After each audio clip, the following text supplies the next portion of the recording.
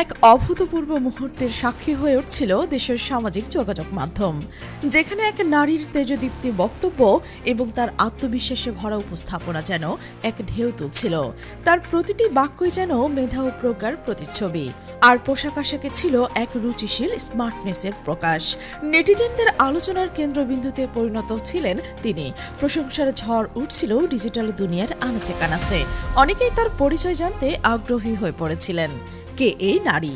তার আত্মবিশ্বাস, স্পষ্টবাদিতা আর বক্তব্যের গভীরতা যেন খেয়াল করছিলেন সবাই। তারা হয়তো মুহূর্তেই বুঝে ফেলেছিলেন তার প্রাথমিক পরিচয়ের ইঙ্গিত। হ্যাঁ, তিনি আর কেউ নন, বহু আলোচিত এবং বিতর্কিত আইনজীবী অ্যাডভোকেট শিশির মোহাম্মদ মনিরের জীবনসঙ্গী। তবে এই পরিচয়ের গভীরে প্রকাশ না করলে কেবল জামাতের সেলিব্রিটি নেতার স্ত্রী হিসেবে তাকে চিহ্নিত করাটা হবে এক ধরনের অবিচার। কেননা এই নারীর রয়েছে এক স্বতন্ত্র পরিচয়, এক সুদীর্ঘ এবং বর্ণিল পেশাগত ক্যারিয়ার, যা তাকে করে তুলেছে নিজস্ব গুণে সমুজ্জ্বল। তাকে জানতে খুব বেশি দূর যেতে হয়নি, কোনো নিবিড় গবেষণারও প্রয়োজন পড়েনি। আধুনিক প্রযুক্তির ছোঁয়ায় গুগল সার্চে সহজলভ্যতায় যখন তার নাম অনুসন্ধান করা হলো, তখন বেরিয়ে এলো একগুচ্ছ অবাক করা তথ্য।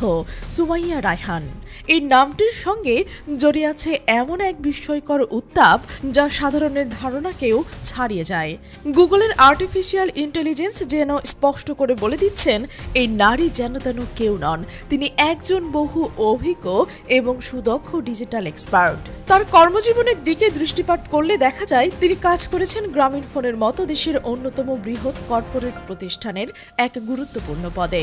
গ্রামীণফোনে তার পদমর্যাদা ছিল ডিজিটাল প্রোডাক্ট অ্যান্ড ক্যাম্পেইনের হেড, অর্থাৎ শীর্ষ কর্মকর্তা।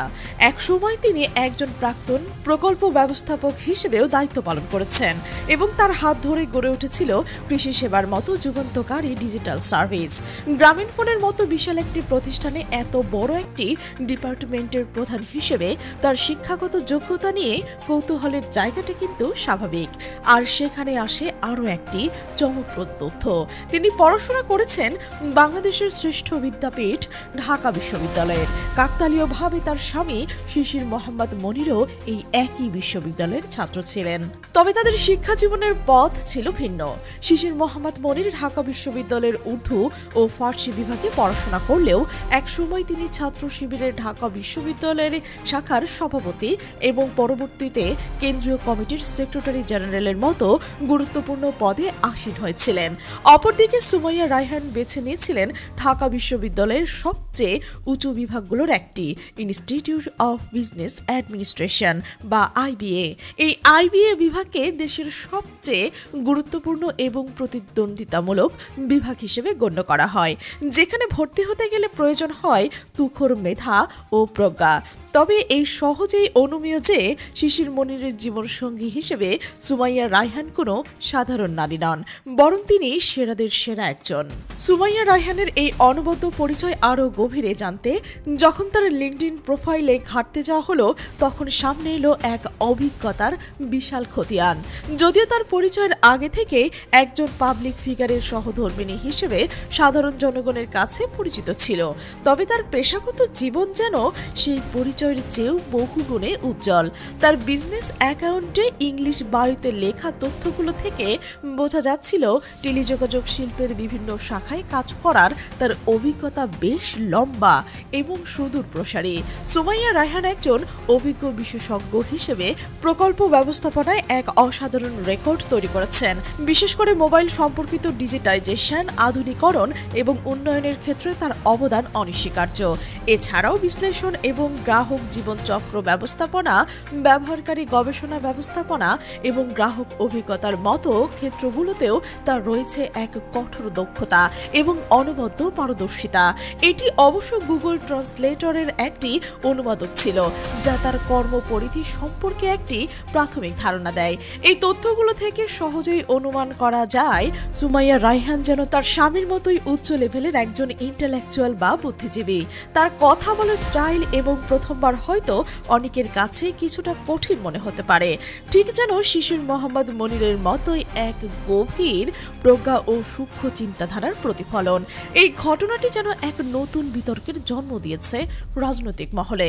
বর্তমানে জামাত শিবিরপন্থী পুরুষ নেতাদের কাজের ধাক্কা সামলাতে গিয়ে যখন অন্য দলগুলোর লোকেরা, বিশেষ করে বিএনপি নাস্তানাবুদ হচ্ছে, তখন যদি একে একে তাদের স্ত্রীরাও এভাবে রাজনীতির মাঠে চলে আসেন, তাহলে পরিস্থিতি ঠিক কেমন হবে তা কল্পনার বাইরেও। রুমিনা ফারহানা, নীলুফার চৌধুরী মনিরাদের মতো বিএনপির নারী নেত্রীরা কি তাদের বাগ্মিতা দিয়ে এই নতুন চ্যালেঞ্জ মোকাবেলা করতে পারবে? এই প্রশ্নটি এখন ঘুরপাক খাচ্ছে রাজনৈতিক বিশ্লেষকদের মনেও। তবে শুধু শিশির মনিরের স্ত্রী নয়, সম্প্রতি আলোচনায় এসেছেন জামায়াতের আরও এক হেভিওয়েট নেতা, সাবেক ছাত্র শিবিরের কেন্দ্রীয় সভাপতি শফিকুল ইসলাম মাসুদের স্ত্রীও। তিনি হলেন ডক্টর জাকিয়া ফারহানা, আরেকজন অত্যন্ত প্রতিভাধর নারী।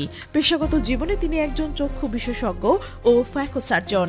তিনি পড়াশোনা করেছেন রাজশাহী মেডিকেল কলেজে এবং ফ্যাকো, গ্লুকোমা ও রিফ্লেকটিভ সার্জারির উপর তার রয়েছে বিশাল প্রশিক্ষণ। মতিঝিলের ইসলামী ব্যাংক হাসপাতালে তিনি নিয়মিত রোগী দেখেন।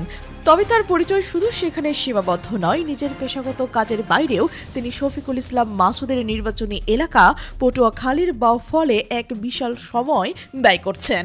সেখানে তিনি বিনামূল্যে রোগী দেখেন এবং যার মাধ্যমে হাজার হাজার নারী পুরুষ উপকৃত হচ্ছেন। জাকিয়া ফারহানা শুধুমাত্র চিকিৎসার কাজেই নিজেকে নিয়োজিত রাখেননি, তার রয়েছে এক অসাধারণ বাগ্মিতা। বিশেষ করে নারী ভোটারদের কাছে তার জনপ্রিয়তা আকাশচুম্বী। বলা হয়, যদি শফিকুল ইসলাম মাসুদ এমপি নির্বাচিত হন, তবে এই সাফল্যের পেছনে তার স্ত্রীর অবদান হবে অনস্বীকার্য। মাসুদের স্ত্রী হওয়ার কারণে জাকিয়া ফারহানাকেও কম জুলুম নির্যাতন সইতে হয়নি, এমনকি তিনি নিজেও এক সন্তানকে হারিয়েছেন। শফিকুল ইসলাম মাসুদ কারাগারে থাকাকালীন সঠিক সময়ে হাসপাতালে নিতে না পারার কারণে এক জান্নাতবাসী সন্তান শাহাদত বরণ করেছিল। এই ব্যক্তিগত ট্র্যাজেডিও তাকে তার লক্ষ্য থেকে বিচ্যুত করতে পারেনি।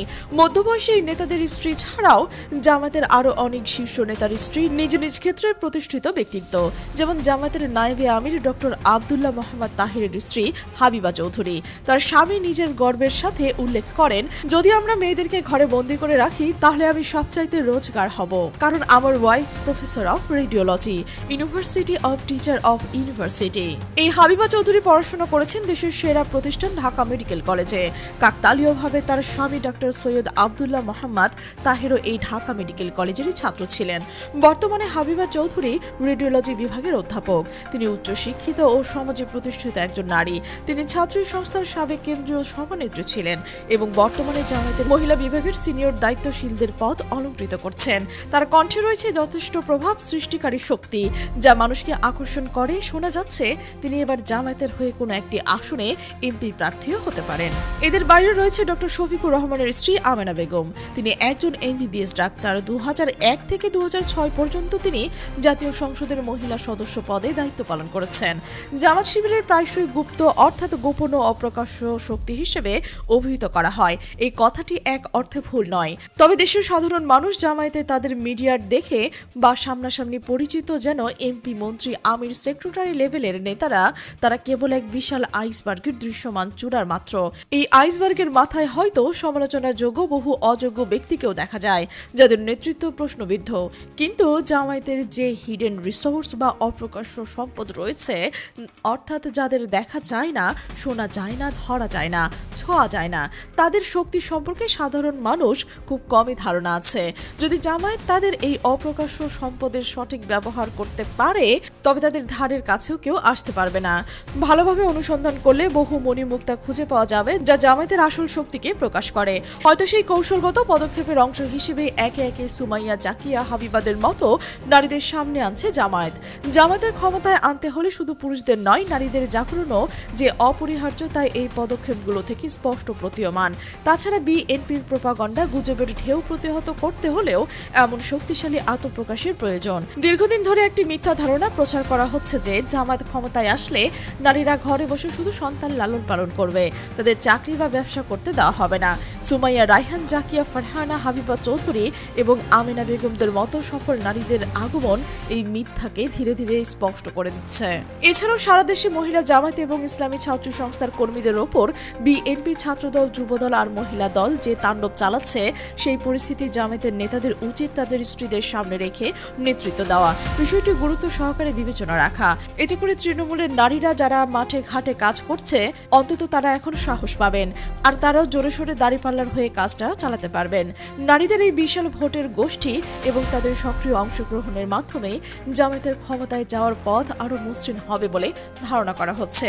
দর্শক, আপনারা কি মনে করছেন এই নতুন রাজনৈতিক খেলার ময়দানে এই কৌশল কি সত্যি জামায়াতের জন্য সুদূর প্রসারী সাফল্য বয়ে আনবে, নাকি এটি কেবল একটি ক্ষণিকের চমক? আপনার মূল্যবান মতামত কমেন্টের ঘরে জানান।